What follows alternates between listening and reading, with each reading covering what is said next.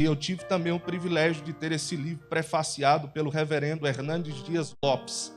É um dos grandes pregadores do Brasil, não só do Brasil, mas também de fora do Brasil. Tem mais de 200 livros escritos. E Deus me deu esse privilégio. Após o culto, eu estarei disponibilizando para os irmãos com um valor muito acessível de apenas R$25. Você vai poder passar cartão de crédito, de débito, Pix, Bitcoin, o que você tiver aí, a gente recebe. Certo? Só não recebo rapadura porque eu mais na Paraíba e enjoei. Mas o resto a gente recebe, tá certo? Todos encontraram o texto bíblico para ganharmos tempo? E não vos embriagueis com o vinho em que há contendas, mas enchei-vos do Espírito. Poder assentar, queridos. Eu quero falar com vocês nesta noite sobre um despertar para uma vida na plenitude do Espírito Santo. O apóstolo Paulo usa umas palavras aqui, só podemos compreendê-las com perfeição se entendermos o contexto em que essa carta foi escrita. Nós precisamos entender que a cidade de Éfeso era a principal cidade da Ásia Menor. Era a capital daquela província. Essa cidade tem uma relevância muito grande nos dias de Jesus por alguns motivos, ou melhor, nos dias de Paulo, também do Senhor Jesus. Quando Jesus enviou as cartas para as 7 igrejas que estavam na Ásia Menor, a igreja de Éfeso foi a principal, a primeira que recebeu a carta, justamente pelo destaque da localidade aonde esta igreja, aonde esta cidade estava inserida. Em Atos capítulo 18, capítulo 19, no capítulo 18, Paulo está na segunda viagem missionária. No capítulo 19, Paulo está iniciando a terceira viagem missionária. Ele é conduzido pelo Senhor para pregar em Éfeso. Por um período de aproximadamente 3 anos, ele instrui, prega a palavra de Deus naquela região. O texto de Atos dos Apóstolos diz que a mensagem do Evangelho foi tão impactante naquela região que os feiticeiros, aqueles que faziam uso da arte da magia, queimaram os seus livros em praça pública. O impacto do Evangelho em Éfeso foi extraordinário. O segundo impacto que causou naquela cidade foi a desestabilização da idolatria. Para quem não sabe, na cidade de Éfeso havia uma principal divindade que era cultuada dentro de um grande templo, que segundo os estudiosos era uma das 7 maravilhas do mundo antigo. Eu estou falando do templo da deusa Diana, Diana dos Efésios, também conhecida como Artemis. Esse templo era um templo promíscuo, omisso. Toda sorte de práticas pecaminosas eram feitas ali em nome de culto a esta divindade. Diana dividia a sua glória e o resplendor do seu templo, que segundo alguns entendidos, era totalmente coberto de mármore branco, era suntuoso, era belo, por isso uma das 7 maravilhas do mundo antigo. Mas dentro do templo da deusa Diana também se dividia a adoração ao deus Baco, que é o deus do vinho. É por esse motivo que nós precisamos entender o contexto histórico desta carta ou desta cidade, para entendermos o porquê. O apóstolo Paulo introduz esta sessão, especificamente no versículo 18, falando sobre embriaguez de forma simbólica. Por que embriaguez? Porque era comum aqueles que moravam na cidade de Éfeso verem que o culto a Diana, também ao deus Baco, envolvia a embriaguez. No capítulo de número 4, o apóstolo Paulo também trata sobre a promiscuidade. No capítulo de número 5, Paulo fala sobre prostituição. Outra palavra que Paulo também utiliza aqui é a palavra avareza. A palavra avareza e a palavra prostituição trazem uma ideia de promiscuidade. Mais especificamente, Paulo estava falando sobre vários tipos de relações sexuais. Você deve se perguntar por que Paulo fala sobre assuntos sexuais para esta igreja. É porque o culto à deusa Diana era oferecido através de prostituição, de sexo explícito. Imagine você a cena horrenda, horrível, que acontecia todos os dias nos cultos à deusa Diana. Era comum, para que as pessoas fizessem tais práticas, eles bebessem vinho, chegassem ao ápice da embriaguez, perdessem o sentido e então se enchessem de outras coisas, coisas pecaminosas, coisas que o apóstolo Paulo, ainda no capítulo de número 4, ele diz que não deveria nem serem pronunciadas dentro da igreja. Então, nós entendemos que Paulo está instruindo tantos irmãos que já estão lá, como também aqueles que estão se convertendo, que estão vindo deste sistema pecaminoso, desse sistema corrompido, desse sistema enxertado ou encharcado pelo pecado. Observe: não vos embriagueis com o vinho em que há contendas. Existia uma confusão, era algo feio, era algo horrível.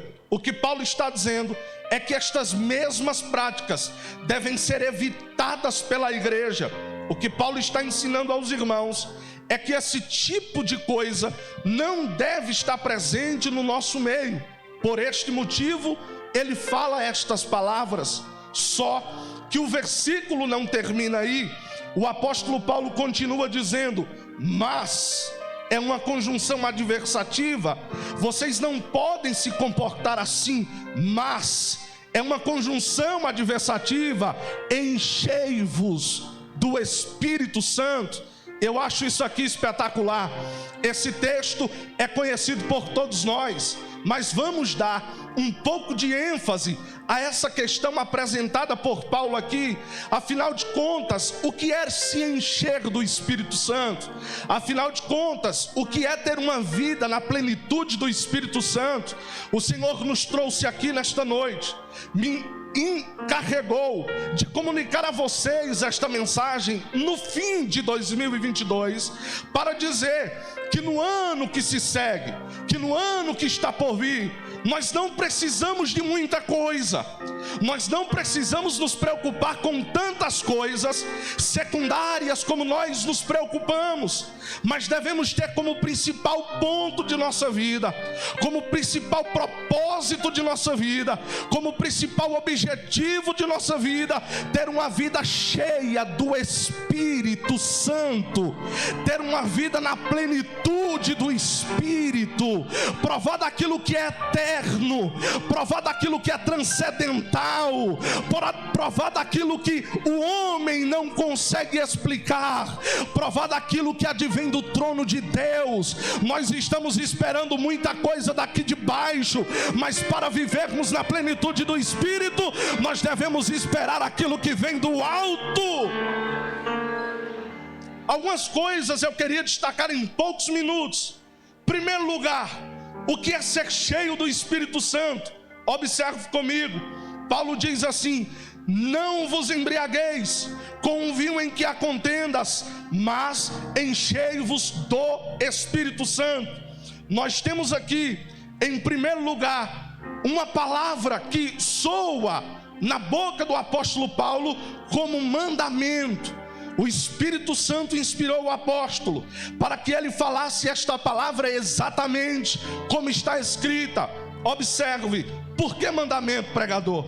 No Antigo Testamento, no livro do Êxodo, quando lemos o Decálogo, nós percebemos que os mandamentos são antecedidos por um não.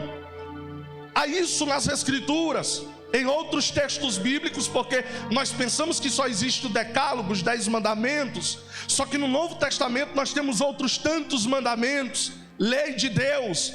Observe, uma vez que o mandamento é uma ordem de Deus, uma vez que o mandamento é algo falado pelo próprio Deus, através de homens inspirados pelo seu Santo Espírito, nós devemos entender que o não cumprimento de uma ordem divina constitui-se pecado. Pecado, pregador, pecado. O que é o pecado? O pecado é a quebra do mandamento. No livro do Gênesis, quando o homem desobedeceu, descumpriu, desconsiderou e quebrou o mandamento que Deus havia lhe dado para não comer da árvore da vida, ele peca, ele quebra o mandamento. Uma vez que quebrar o mandamento constitui-se pecado, se nós não tivermos uma vida na plenitude do Espírito Santo, se nós não tivermos uma vida cheia do Espírito Santo, nós estamos pecando contra a terceira pessoa da Santíssima Trindade. Nós estamos quebrando o mandamento de Deus. Certa feita, um diácono da igreja, do reverendo Billy Graham, chegou até ele para disciplinar outro diácono, e o motivo é que o diácono tinha tomado cachaça, se embriagou, e o outro diácono disse: Billy Graham, nós precisamos disciplinar este diácono. Meus irmãos, se embriagar é pecado, tomar cachaça é pecado, encher a cara de vinho na virada do ano ou no Natal é pecado. Escute, crente não toma cachaça, crente não bebe cerveja, crente não toma vinho, crente não toma nenhuma dessas coisas. Então é pecado, embriaguez é pecado. Mas a resposta do evangelista Billy Graham para o seu diácono foi a seguinte: meu irmão, deixa eu lhe fazer uma pergunta: quantas pessoas vocês já disciplinaram porque não são cheias do Espírito Santo? Sabe o que Billy Graham estava dizendo? Se encher a cara de cachaça é pecado, não ter uma vida cheia do Espírito Santo é pecado também. Nós estamos priorizando tantas coisas, não estamos percebendo, porque a vida está travada, porque não progredimos no reino de Deus, porque não avançamos na obra, é porque valorizamos tantas outras coisas, mas não valorizamos o Espírito Santo. Mas nesta noite o Senhor te trouxe aqui para te conscientizar que o que é bom no reino de Deus é ter uma vida cheia do Espírito do Senhor. Primeiro, é um mandamento, e o não cumprimento constitui-se pecado. Segundo, ser cheio do Espírito Santo, meus queridos irmãos, é uma bênção de Deus para toda a igreja. Sim, para toda a igreja. Observe que o verbo está no plural: enchei-vos. O Senhor não está dizendo aqui que o Espírito Santo, ou que o enchimento do Espírito Santo é apenas para o pastor, é apenas para a diretoria, é apenas para o diácono, para o presbítero, para o evangelista. Ser cheio do Espírito Santo, alguns pensam, é para aqueles que têm alguma função na igreja. Eu não faço nada, eu sento no banco, dou glória a Deus, dou aleluia, vou embora para minha casa, eu sou um crente comum. Eu vim aqui dizer para você que não. A bênção do Espírito Santo é para toda a igreja, do púlpito à porta, do pastor ao auxiliar, do membro ao congregado. Todos nós somos convidados a termos uma vida na plenitude do Espírito, termos uma vida cheia do Espírito Santo. Eu me recordo dos Estados Unidos da América, principalmente no contexto do avivamento da Rua Azusa. Os irmãos sabem que naquele contexto havia uma briga entre os americanos, os loiros de olhos azuis, e os negros. Para vocês terem uma ideia, nos cultos que tinham negros e brancos, os brancos sentavam à frente, os negros sentavam atrás. Em outras igrejas, os negros sentavam à direita e os brancos à esquerda.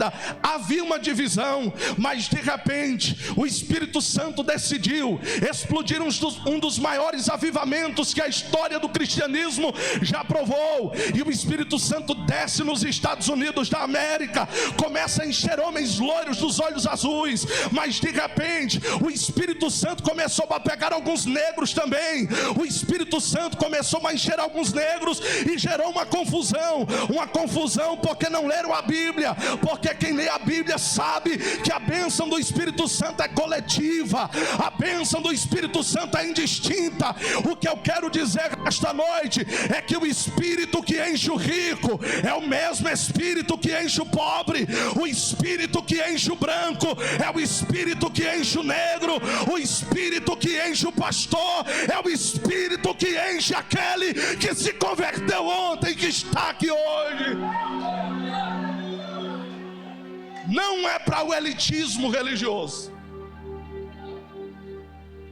não é para a cúpula do poder da igreja, não, é para todos, para todos, para todos. Eu quero quebrar seu pensamento nesta noite. Se você está com a vida travada, se você pensou que a bênção do Espírito Santo é para apenas algumas pessoas, eu vim aqui para dizer que a bênção do Espírito é para você, a bênção do Espírito é para a sua família, a bênção do Espírito é para os seus filhos, que você tem uma família na plenitude do Espírito Santo. Mas em terceiro lugar, ser cheio do Espírito Santo é ser totalmente controlado por Ele. Observe, no português não conseguimos entender bem a ideia que Paulo apresenta no texto, mas a partir do original grego nós podemos entender que o verbo aqui está na voz passiva. O que isso significa dizer, pregador? A ideia apresentada por Paulo aqui de encher, não é encher um recipiente como por exemplo um copo com água, não. Encher aqui no texto original significa controlar totalmente. Por exemplo, em Lucas capítulo 4, versículo de número 28, Jesus prega na sinagoga. O texto sagrado diz: e todos na sinagoga, ouvindo essas coisas, se encheram de ira. A expressão encheram-se de ira aqui significa foram totalmente tomados, controlados pela ira, e por isso tentaram matar Jesus. Ter uma vida na plenitude do Espírito Santo significa ser controlado pelo Espírito. Eu vou esclarecer mais. Ter uma vida na plenitude do Espírito não significa o quanto eu tenho do Espírito, significa o quanto o Espírito tem de mim. Eu quero fazer uma pergunta para você nesta noite: quanto o Espírito tem de você?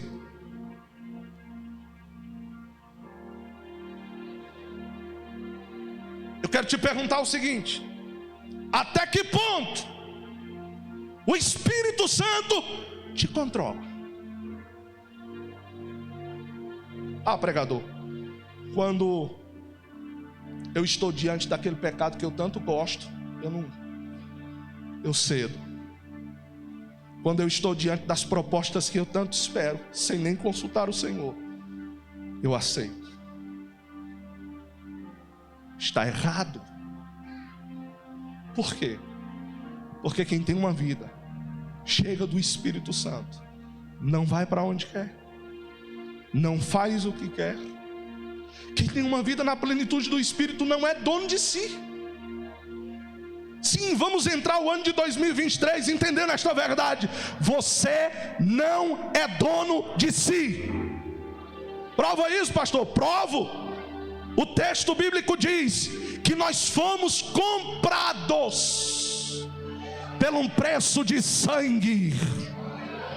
Jesus pagou por você. Jesus pagou por você. E Ele não aceita que você vá para onde quer, que você faça o que você quer. Você não é senhor da sua vida. Você não é dono das suas ideias. Você não é dono dos seus projetos. Quem controla a sua vida é o Espírito. Você só vai para onde o Espírito disser que você vai. Você só faz o que o Espírito permitir que você faça. Isto é ter uma vida na plenitude do Espírito. Tem gente aqui nesta noite que saiu de casa dizendo assim: hoje é a última virada na Assembleia de Deus, Ministério de Madureira. Aí o Senhor abre os teus ouvidos para te dizer o seguinte: você não vai para onde quer. Ah não, é porque eu tenho algumas insatisfações. Para onde você for, você vai ser insatisfeito. Para onde você for, você vai ter insatisfações. Eu vou sair porque eu tenho algumas decepções. Aonde você for, as decepções vão te procurar. É melhor enfrentar a luta no seu lugar. É melhor ficar onde Deus te colocou. Não saia para lugar nenhum sem a orientação do Espírito. Não faça nada sem o Espírito do Senhor falar com você. Não faça, não vá, não tome essa decisão. Mas em quarto lugar, ser cheio do Espírito Santo, em quarto lugar, é uma necessidade diária. É uma necessidade diária. O verbo aqui está no presente contínuo. Isto implica-se em dizer que no texto grego não há distinção do verbo encher. Por exemplo, em João 2:7, ou melhor, no texto grego há uma distinção do verbo encher. Por exemplo, João 2:7, Jesus disse: enchei de água as talhas. Foi enchida uma única vez. Encheu e pronto, acabou-se. Só que o texto aqui está dizendo mais ou menos assim, ó: continue enchendo-vos. Vou repetir para ver se você entende. O texto está dizendo assim: continue enchendo. Você se enche hoje, se enche amanhã, se enche depois. Você tem que estar cheio agora, no dia 31 de dezembro, mas dia 1º de janeiro você tem que estar cheio de novo. No mês de janeiro você tem que estar cheio. No mês de fevereiro você tem que estar cheio. No meio do ano você tem que estar cheio. No fim do ano você tem que estar cheio. Irmãos, é uma necessidade. Assim como nós temos as nossas necessidades de beber água, de nos alimentarmos, assim a necessidade que temos de ter uma vida cheia do Espírito Santo. Nós temos que nos encher continuamente. Nós temos que nos encher todos os dias. Nós precisamos do Espírito Santo, porque sem o Espírito Santo você não avança. Sem o Espírito Santo você não cresce. Sem o Espírito Santo é inútil a nossa vida na igreja.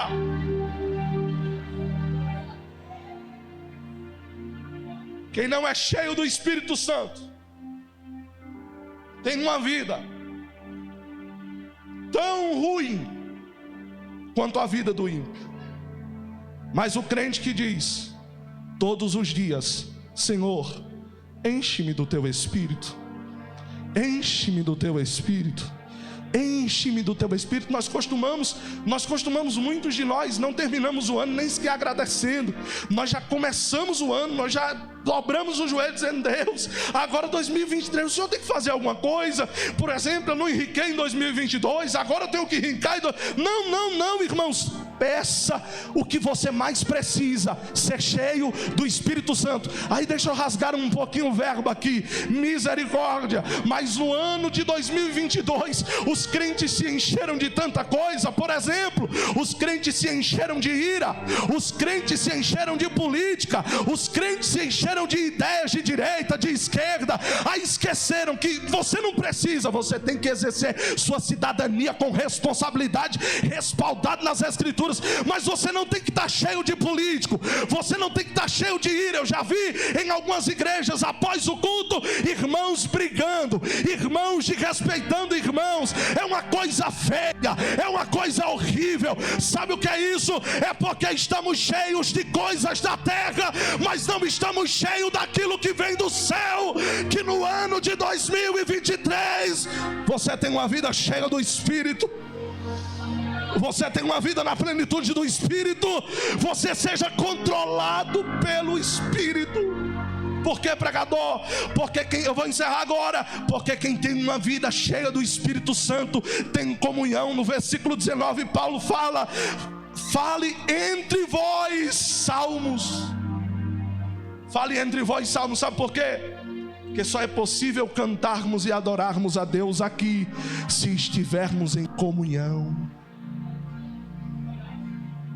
Segundo, Paulo fala que há dentro da igreja, dos crentes cheios do Espírito Santo, adoração, cantando hinos, salmos, cânticos espirituais. Versículo 19, parte B. Irmãos, permita dizer uma coisa aqui. Eu tenho saudade, não sou saudosista, não supervalorizo o passado, mas eu tenho saudade de alguns cultos que eu participei, que a formalidade não anulava a espiritualidade. Vou repetir, eu tenho saudade de alguns cultos que a formalidade não anulava a espiritualidade. Eu tenho saudade de pregador que não tem vergonha de suar o paletó. Eu tenho saudade de irmãs do ciclo de oração que não se preocupam em borrar a maquiagem, mas que chora na presença do Eterno. Eu tenho saudade de obreiro que não se preocupa tanto com o nó da gravata, mas se preocupa em falar em línguas estranhas, se preocupa em dirigir a congregação no poder do Espírito. Eu tenho saudade disso. Nós somos muito formais, nós damos um aleluia assim, nós damos um glória a Deus assim, nós estamos engessados, nós não temos mais graça. O nosso culto começa da mesma forma, termina da mesma forma. Falta-nos o Espírito, falta-nos poder, falta-nos um culto onde Deus se manifesta, onde o crente não tem vergonha de dar glória, onde o crente não tem vergonha de aleluia, onde o crente não tem vergonha de falar em línguas. Precisamos voltar à plenitude do Espírito. Entre os crentes cheios do Espírito Santo, a gratidão, verso 20, dando graças a Deus por tudo em Cristo Jesus. Há entre os crentes cheios do Espírito, eu vou concluir, submissão, versículo 21. O apóstolo Paulo fala das mulheres. O apóstolo Paulo fala dos maridos. O apóstolo Paulo fala dos filhos. O apóstolo Paulo fala dos senhores e dos servos. Eu vou concluir. Olha aqui para mim os maridos, aqueles que são casados. Você não é cheio do Espírito apenas quando prega eloquentemente. Faz parte, mas não é o principal resultado. Sabe qual é o principal resultado? É amar sua esposa. Tem camaradinha que trata a esposa bem na igreja, mas falta pouco bater nela em casa. Irmãos, olhem para mim. Sabe o que é ter uma vida cheia do Espírito? É ser submissa ao seu esposo. Submissão não significa escravidão, significa que você é escrava do seu marido. Submissão, a palavra submissão significa debaixo da missão de outrem. Qual é a missão do seu esposo? Ser pastor? Ser pregador? Ser homem de Deus? Então seja mulher de Deus. Eu louvo a Deus pela vida da minha esposa, porque ela tem mais fé do que eu, é mais crente do que eu, e acredita mais no que Deus me deu do que eu. Por exemplo, hoje nós fomos aqui no mercado, ela querendo demais um shampoo e eu sem dinheiro. E eu disse, olha, eu não queria gastar para não passar o ano com a conta zerada. Ela disse, mas eu queria um shampoo. Eu disse, tá bom, vamos lá comprar o shampoo. E a cara fechada, irmão, porque ia gastar os últimos centavos. Ela comprou o shampoo. E ela, não, esse shampoo aqui é bom, porque o cabelo vai ficar mais macio. Passei no Irmão Divino, comprei uma marmita. E disse, Irmão Divino, quando chegar em casa eu faço o Pix.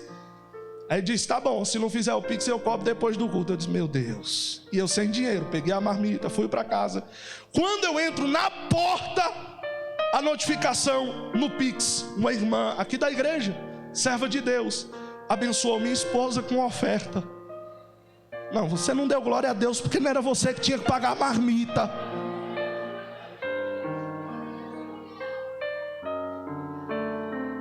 A irmã mandou uma oferta. Eu, Jaqueline, pelo amor de Deus, olha aqui, ó. Você tem fé mesmo, viu? Porque eu gastei os últimos 50 reais, os últimos 30 reais no shampoo. E Deus mandou uma oferta aqui. Nós glorificamos a Deus. E eu disse, o Senhor cuida. Mas é necessário que haja submissão, haja respeito, haja cumplicidade entre o casal. Senão não vai. O que é ter uma vida cheia do Espírito Santo? É você criar os seus filhos na palavra, na doutrina. O que é ter uma vida cheia do Espírito Santo? Olhe para mim, jovens, é obedecer seu pai e sua mãe. Enquanto comer do feijão dele, você está debaixo da autoridade paterna. Enquanto estiver dormindo na cama que seu pai comprou, é ele que manda na sua vida. Você não tem autonomia nenhuma. O que é ter uma vida cheia do Espírito Santo? Olha aqui para mim, os patrões, é dar dignidade àqueles que trabalham para você. O que é ter uma vida na plenitude do Espírito Santo? Olha aqui para mim, os irmãos que são empregados, é tratar os seus patrões com dignidade. Este é o resultado de quem tem uma vida na plenitude do Espírito. Contra estas coisas não podem ser substituídas por um falar em línguas, por uma pregação eloquente, por uma função na igreja. Vale mais teu testemunho lá fora do que a tua função aqui dentro. Vale mais quem você é lá do que o que você faz aqui. Que o Senhor nos ajude, que no ano de 2023 nós tenhamos uma vida na plenitude do Espírito. Deus abençoe e agradeço a oportunidade.